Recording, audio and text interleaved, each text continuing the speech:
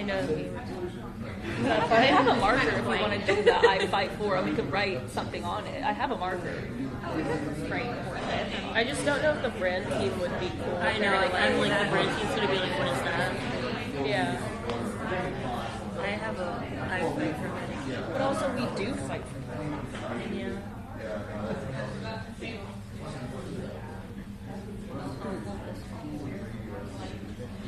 The Medicaid ones are also right there. Yeah. Get one of those. Yeah.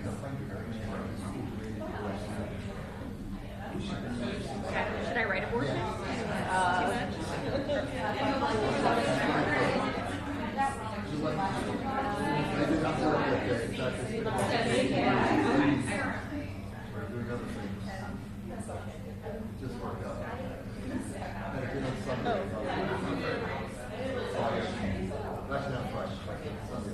These are available too. Not claimed. Yeah, I went too far. And my glasses. No, I can see perfect. I can see you. I'm happy for you.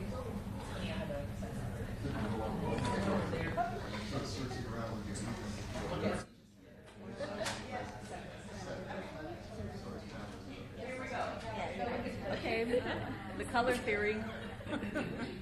It's that serious.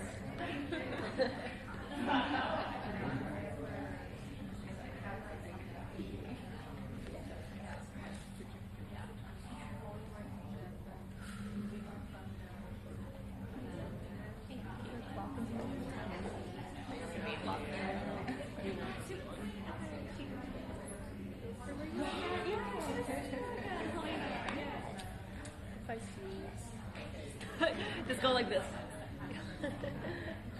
Hopefully the mics don't pick it up.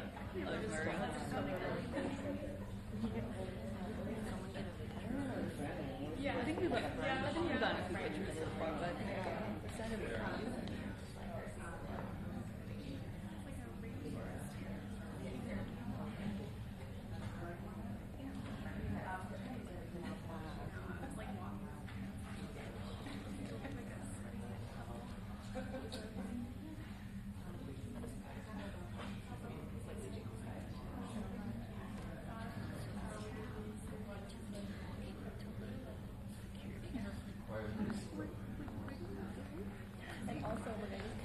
I didn't really look at Celia's email very closely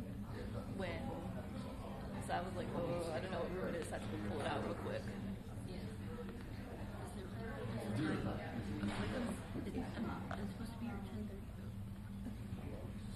Yeah, it was intimidating. Well, I've been here for the time, so I'm used to it. I feel like the email would have gone into probably specifics, but I didn't really think about it. Everyone's familiar with the shit. Yeah, exactly. The bungalow.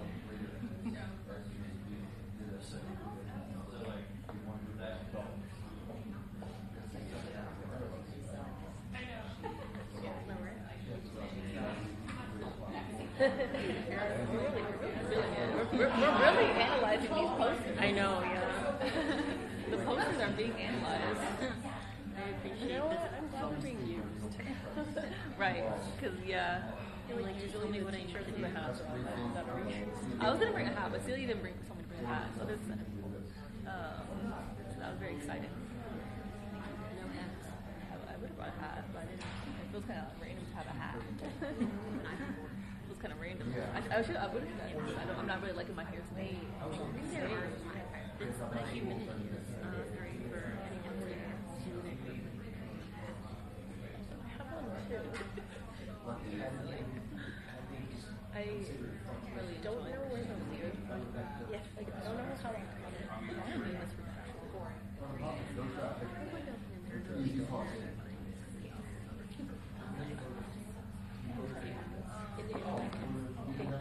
yeah, I like that.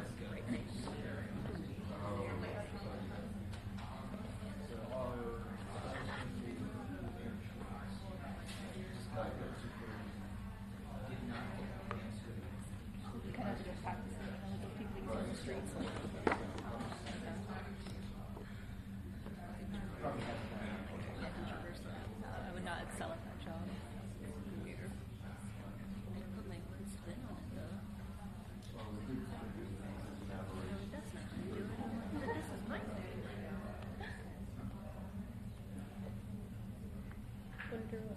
don't think if I decorated my house with just like gold everywhere. I do like the molding. I would do it. Yeah, like white. I would do it white.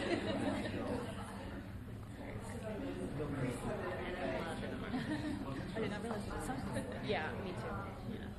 We have art in my living room, and everyone always says that they like it. And that I rent it, but down on my house. It's so true though. I didn't want to carry it. I've thought of putting it on like it's oh yeah. I don't have any. Yeah. That was like what made me rent your house. Like I saw that art.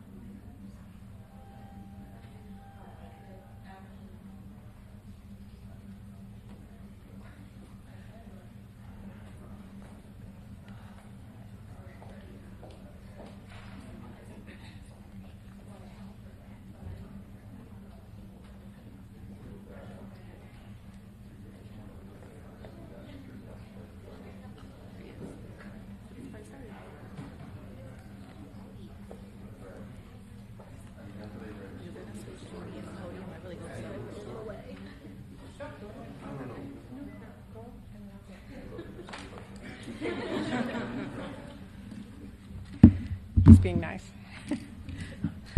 Well, good morning. And yeah, come on up here, Terry. Well, you know, there is a lot to be mad about in the Republicans' big, ugly betrayal bill. And I want to make sure one hugely important issue does not get missed, because I've come to know by now there is not a day that ends in Y where Republicans are not trying to ban abortion here in Congress. Republicans just can't help themselves. If they can find a way to attack abortion care, they do it. And when you know it, they snuck what essentially amounts to a backdoor abortion ban into the health provisions of this big, ugly betrayal. That's right. Not only does the Republican monstrosity of a bill make health care more expensive and harder to get, they are also trying to stop health plans from covering abortion altogether. This bill would effectively ban health insurance on the ACA marketplaces from covering abortion. This would send a shockwave through the country and put abortion care out of reach for women. It would be a nightmare for states like mine that require plans to cover abortion, and it would be yet another blow for women across the country. As abortion access gets pushed further and further out of reach by right-wing politicians who think they should get to make deeply personal decisions about women's health and their lives. And the attacks don't stop there, because Republicans want to shut the doors of one of the biggest health care providers in our country. They want to defund Planned Parenthood. That is wildly unpopular with the American people, and it is widely dangerous for patients who turn to Planned Parenthood for a very wide spectrum of care, including cancer screenings and pap smears and birth control.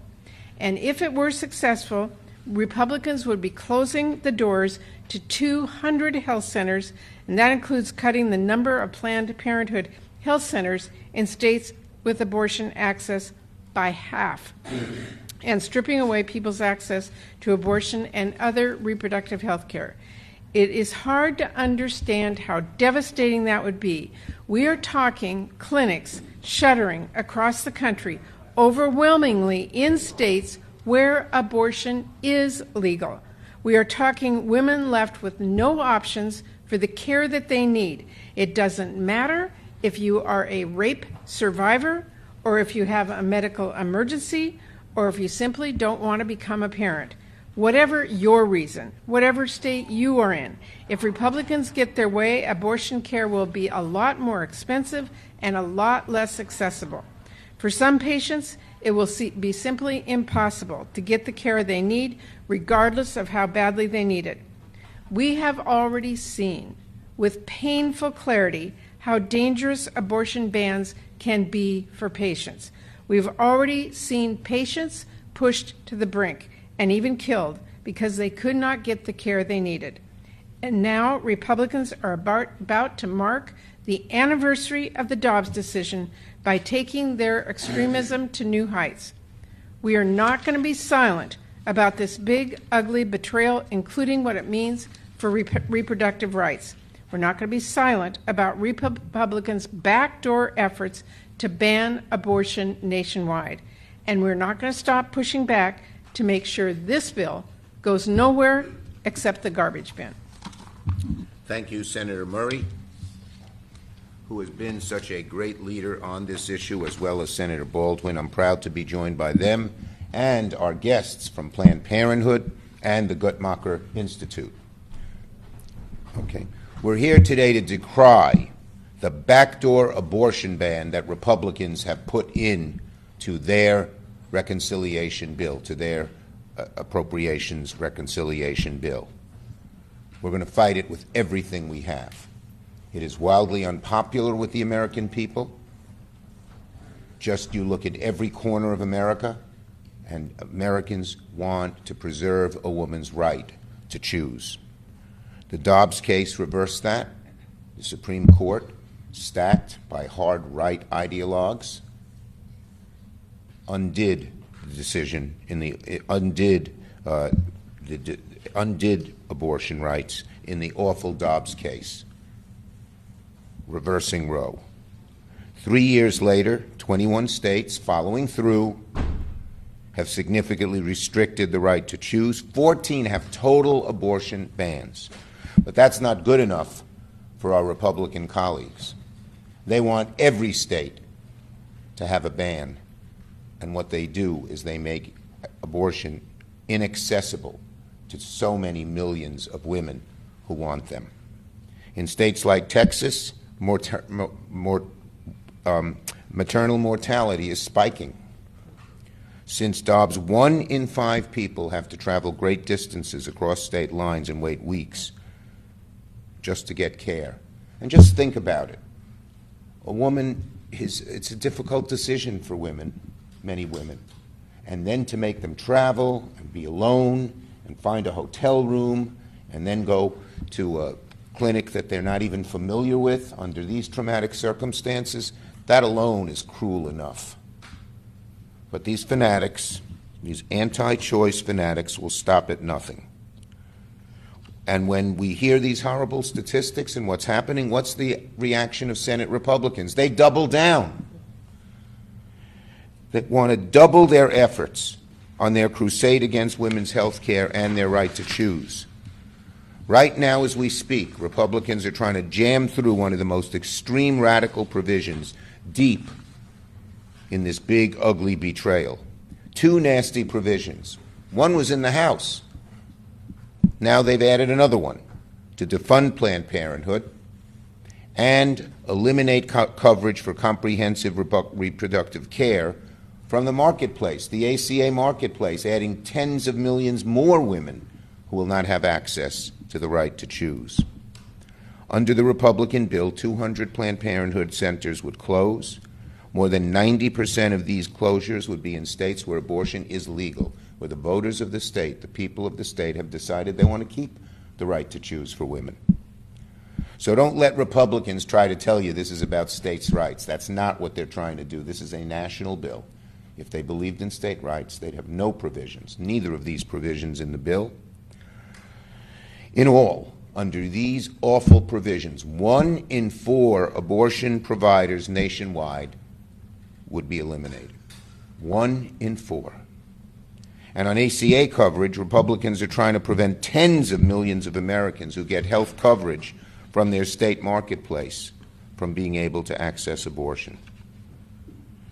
This is not alone what's bad in the bill. The Medicaid cuts are even worse. You couldn't think the House bill, you couldn't think the Senate could do worse than the House when it came to Medicaid, but they sure did. It means Republicans are looking to rip away health care from millions more Americans. The callousness doesn't stop there.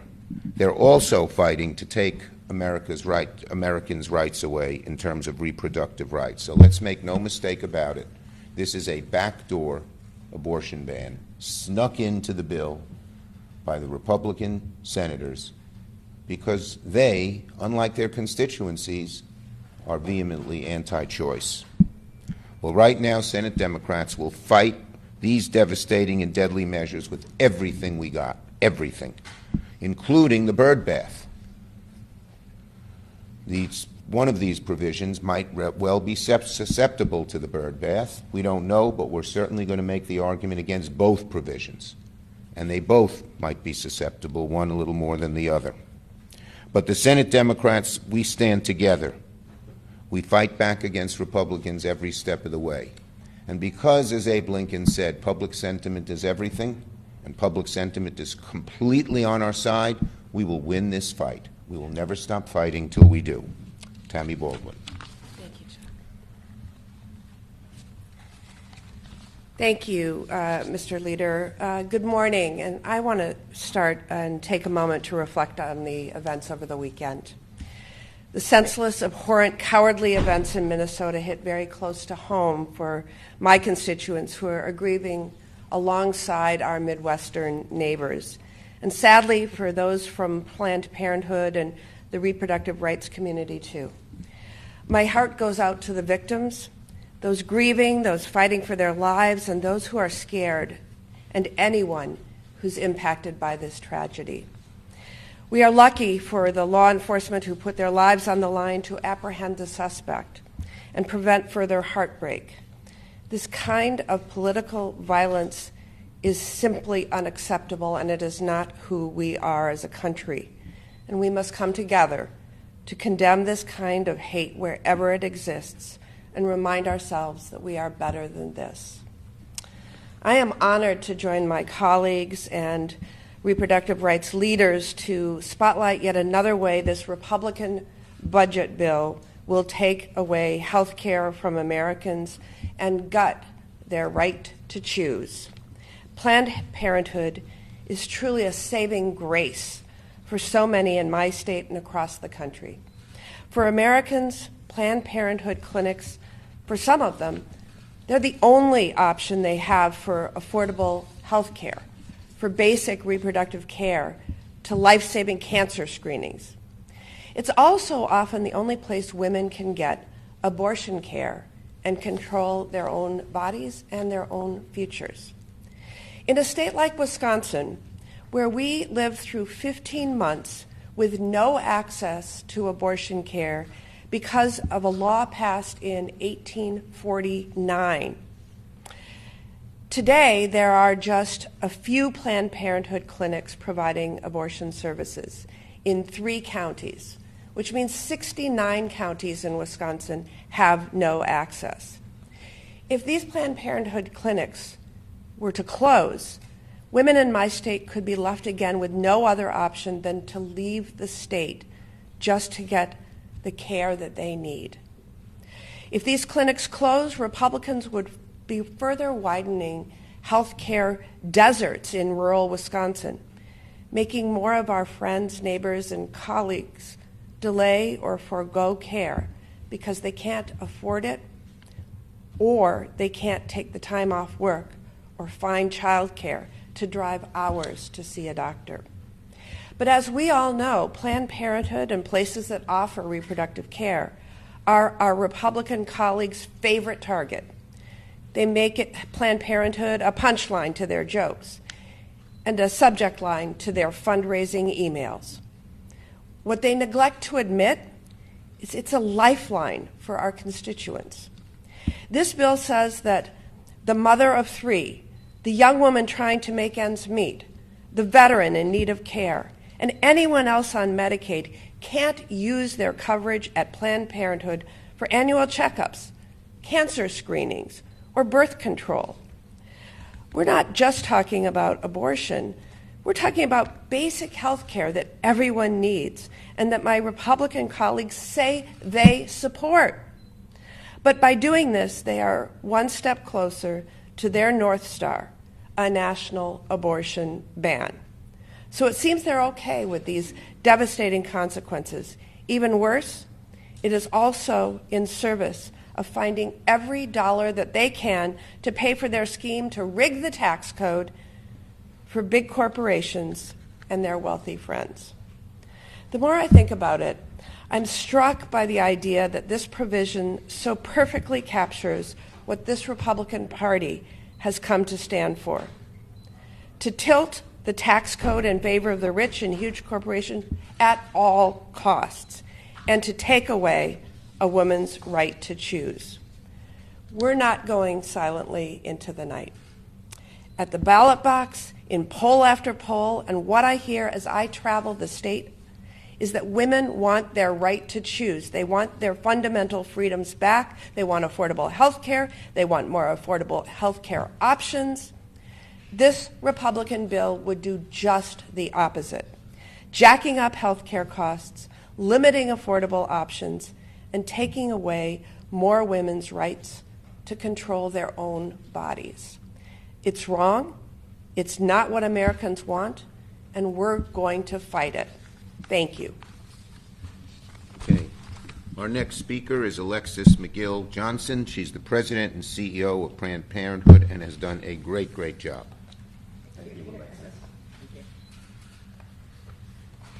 Thank you, Leader Schumer. Thank you, Senator Murray. Thank you, Senator Baldwin, for being such fierce champions today.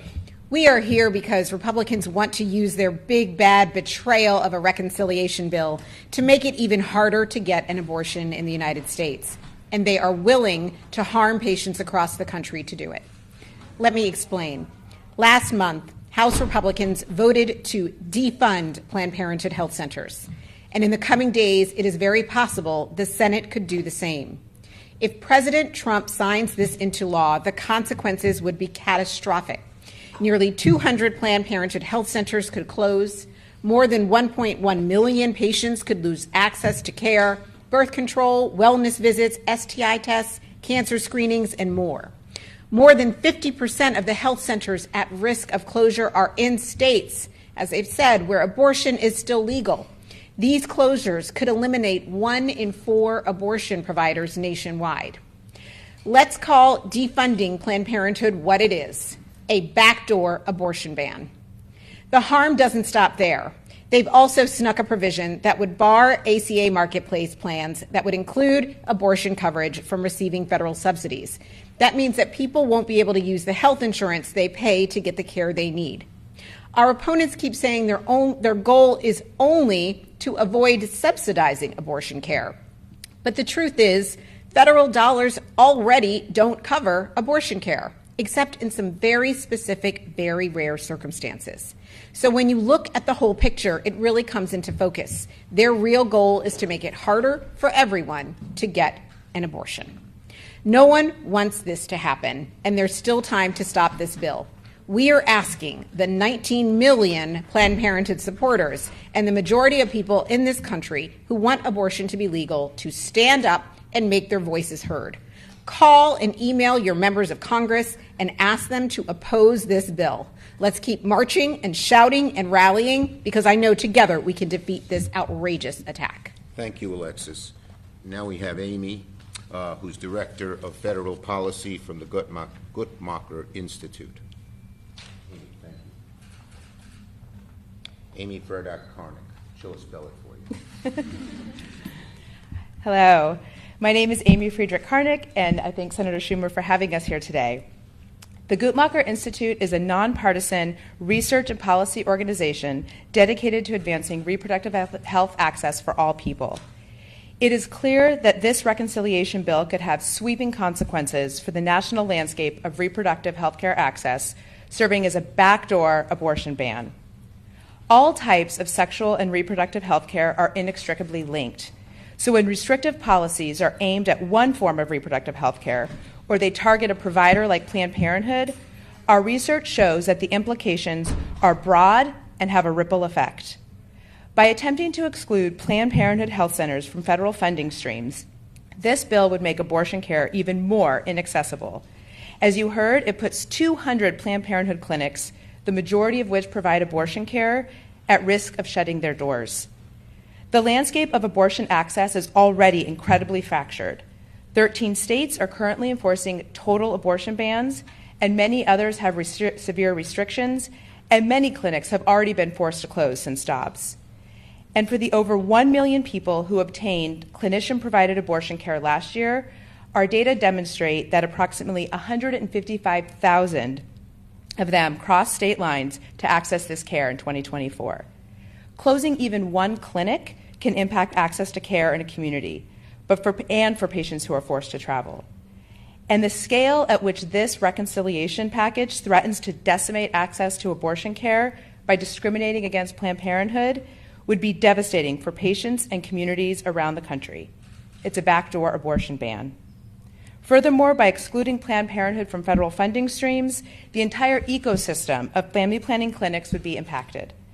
Guttmacher research has demonstrated that federally qualified health centers, or FQHCs, and health departments would not be able to absorb the patients that would be in need of contraceptive care if the defund provision became law. For example, FQHCs would need to increase capacity by 56% or see an additional 1 million contraception patients. And all of that is before we get to the other provision in the bill that seeks to bar coverage of abortion care under private plans in the ACA marketplace. Abortion coverage on both public and private insurance plans is already severely limited and difficult to access. And this provision seeks to further restrict this coverage. Not only could it eliminate abortion coverage for individuals insured through the marketplace, but it could result in private insurers eliminating abortion coverage for all beneficiaries in order to avoid the burden of maintaining separate plan options. We urge senators to see this bill for what it is, a thinly veiled attempt to restrict reproductive freedom, and to oppose it. Thank you. Thank you, Amy. Okay, we'll take questions. Yes. So for the Senate GOP proposal, it includes requirements, many work requirements for able-bodied adults and those with children that are over 14 years old, whether they be working or seeking employment or volunteering or in school for 20 hours a week. What is your position on Medicaid work requirements, and do able-bodied adults need to be working or looking for employment to get covered? Look, the bottom line is that the Republicans are trying to cut Medicaid for people who need it. And the work requirements, as we saw in Georgia, do you know how many people now are on Medicaid in Georgia after they put in similar work requirements? 5,000 out of 800,000 eligible. So this is a backdoor ruse to just kick people off Medicaid. Millions of people off Medicaid. Democrats are going to fight it all the way. Anyone else? All right, I'm going to say a word or two about our meeting a few minutes ago. First, I want to say that the Capitol Hill police have been silent heroes behind the scenes keeping members safe. But we are seeing a dramatic increase in threats against senators, congressmen, public officials, and throughout America. And these attacks are not just attacks on individuals, but on democracy, on our way of life, on what we believe in, and they're an attempt to intimidate people not to do their jobs, not to run for office. It's gross, it's disgusting. We must take immediate steps to ensure the safety of members. And that includes increased funding for the Capitol Police. And there was agreement in our meeting between Democrats and Republicans that we ought to have that increased funding. The Republicans are such hypocrites.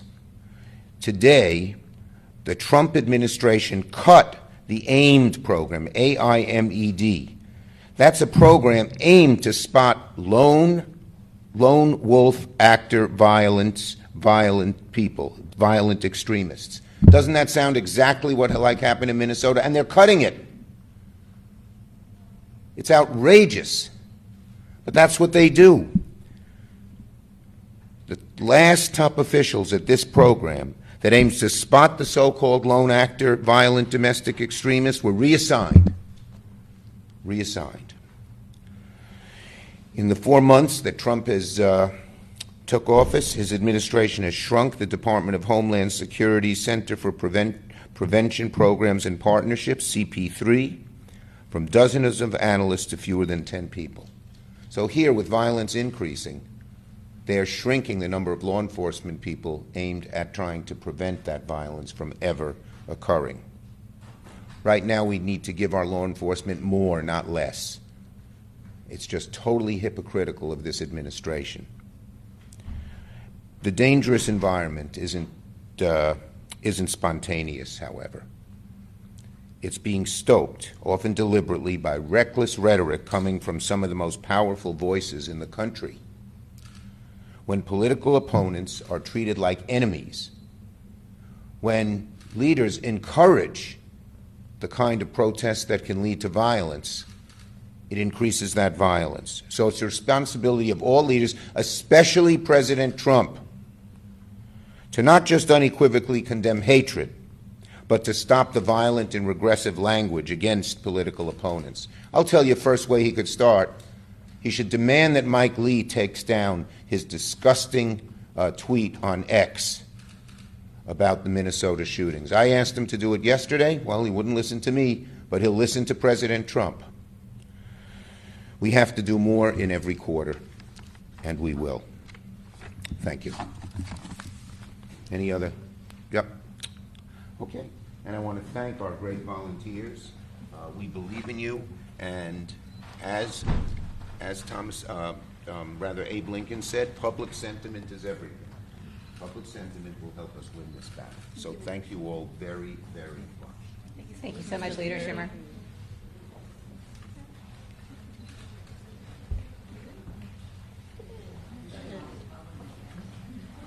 Like a picture on the podium?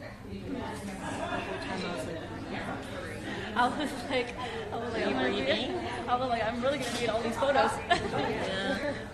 I know. You definitely are.